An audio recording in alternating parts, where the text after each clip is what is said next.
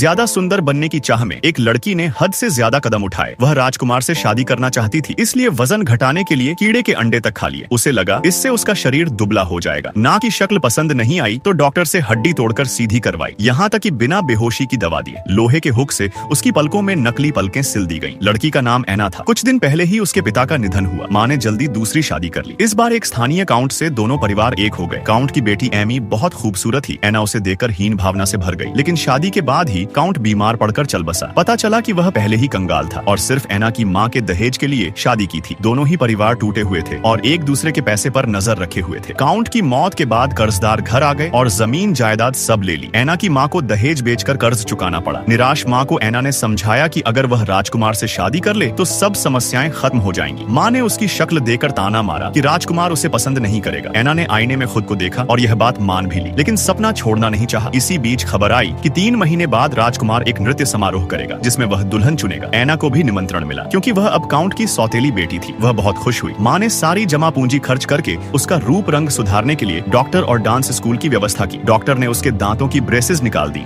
और नाक की हड्डी सीधी कर दी। यह सब बहुत दर्दनाक था, लेकिन एना सहती रही। फिर वह डांस स्कूल गई। वहाँ उसकी शक्ल देखकर उसे पीछे की पंक्ति में खड़ा कर दिया गया। वह दुखी हुई लेकिन अभ्यास करती रही। खाना भी बहुत कम मिलता, बस नींबू पानी, ताकि वजन घटे। कुछ समय बाद उसे नृत्य के लिए चुना गया, लेकिन यह माँ की रिश्वत की वजह से हुआ था। यह जानकर वह और निराश हुई। वजन घटाने की कोशिश में उसने गुप्त रूप से कीड़े के अंडे खाए। इसका बुरा असर यह हुआ कि उसके बाल झड़ने लगे और वह हमेशा भूखी रहने लगी। इसी बीच उसने देखा कि उसकी सुंदर सौतेली बहन एमी का एक नौकर से गुप्त संबंध है। माँ को पता चला तो उसने एमी को कड़ी सजा दी और कहा कि वह नृत्य समारोह में नहीं जाएगी। एना ने राहत की सांस ली क्योंकि अब उसका एक प्रतिद्वंद्वी कम हो गया। धीरे धीरे एना का रूप बदल गया। उसकी नाक ठीक हो गई, नकली पलकों से आंखें लंबी दिखने लगी और झड़ते बालों को छुपाने के लिए विग मिल गई। आईने में खुद को देखकर उसे लगा कि मेहनत रंग ला रही है। नृत्य समारोह के दिन वह सज धज कर पहुंची। राजकुमार ने उसे देखकर प्रभावित होकर नृत्य के लिए बुलाया। एना खुश थी कि उसका सपना पूरा हो रहा है। तभी अचानक एमी भी सुंदर पोशाक पहनकर वहां पहुंच गई। सबका ध्यान उसकी ओर चला गया, यहाँ तक कि राजकुमार भी उसके पास चला गया। यह देखकर एना बहुत दुखी हुई। तभी कीड़ों ने उसके शरीर को नुकसान पहुंचाना शुरू कर दिया और उसे उल्टियाँ होने लगी। माँ ने समझाया कि अगर राजकुमार न मिले तो और भी बड़े लोग हैं जिनसे शादी हो सकती है। आखिरकार समारोह में राजकुमार ने घोषणा की कि जो लड़की उसकी खोई हुई जूती पहन सकेगी वही उसकी दुल्हन बनेगी। एना ने जबरन जूती पहनने की कोशिश की, लेकिन उसका पैर बड़ा था। उसने अपनी उंगलियां काटकर जूती में फिट होने की कोशिश की। दर्द से वह बेहोश हो गई। होश आने पर उसने सपना देखा कि राजकुमार उसे ले जा रहा है, लेकिन असल में उसकी हालत बहुत खराब हो चुकी थी। बाद में राजकुमार ने जूती आजमाने के लिए एमी को बुलाया। जूती उसी के पैर में फिट हुई और राजकुमार ने उसे अपनी दुल्हन चुन लिया। एना का सपना टूट गया। बाद में एमी ने उस पर दया दिखाकर इलाज के लिए दवा दी, जिससे उसके शरीर के कीड़े निकल गए। अंत में दोनों बहनें उस क्रूर माँ को छोड़कर घर से